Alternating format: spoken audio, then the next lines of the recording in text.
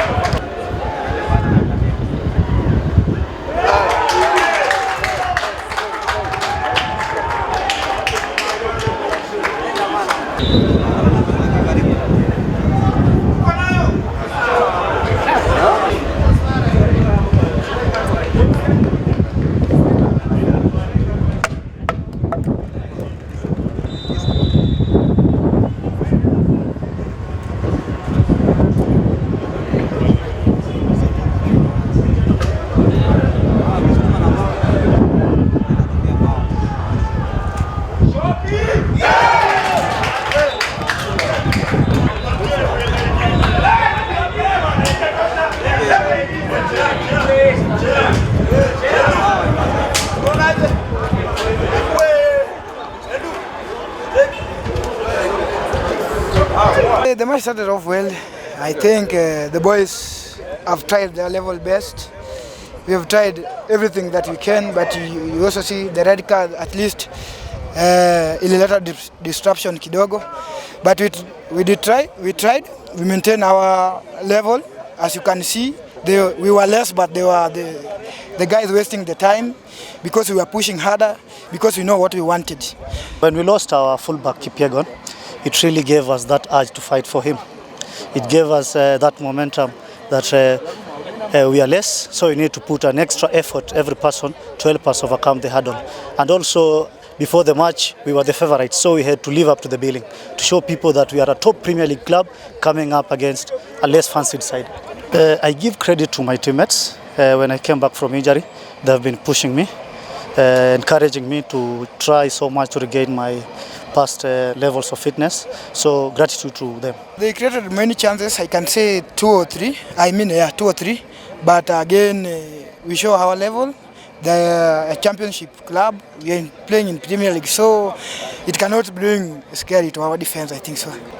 The truth is, I was nervous since I had the responsibility of making sure our last kicker didn't take the penalty, so I was nervous. Penalty is always mind game. You have to be strong, so there is no hurry.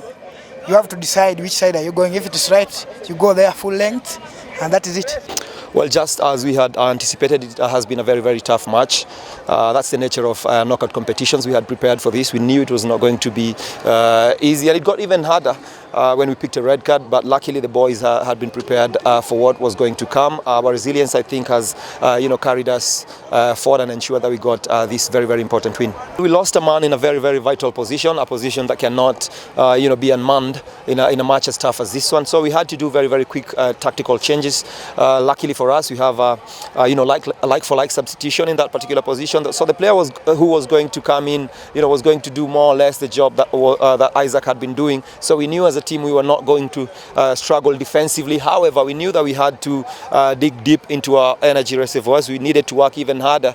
Our work rate needed to go a notch higher in order for us to contain them. There were lots of tired legs on the pitch. We were heading into the 90th minute or so, and so it was very, very important that we try and get an exit or an escape route in order to at least try and ensure that we push them as back as we could. And I think Sunguti was the best person to do that. He's got pace, he's got skill, So we knew if Sunguti, comes into this particular match, we were going to create a chance. And if we were not going to create a chance, at least we were going to think to make them think, more defensively than offensively. Because had they started thinking offensively, then we would have had a lot of problems because they had the numerical advantage. The nature of knockout competitions is that they could go all the way to penalties. So it was very, very important that our boys are very, very comfortable if the match gets to that particular stage. Luckily, it got to that stage. Our boys were very, very comfortable because it's something that they've been doing for the entire week, and that's why I think we were very, very comfortable in putting away our penalties. From this point henceforth, we are going to meet even tougher opposition, even stiff opposition.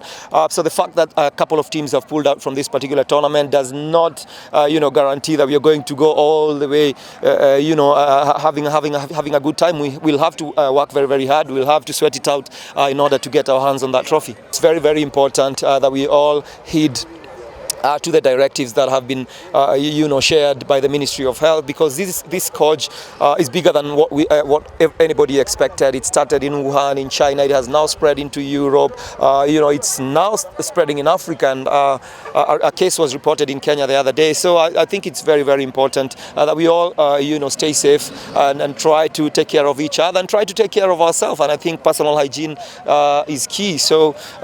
As for the team, we've decided to give them a couple of days off just to go home and be with their families, in these trying times, and to try and keep it safe, because we don't know what's going to happen in the next couple of days. But in terms of whether that's going to affect our preparations, I would say no, it's not going to affect our preparations. We've got about 3 weeks before we play our next match. We've only given them a break of about a week, so we'll have about 2 weeks to prepare for our next match.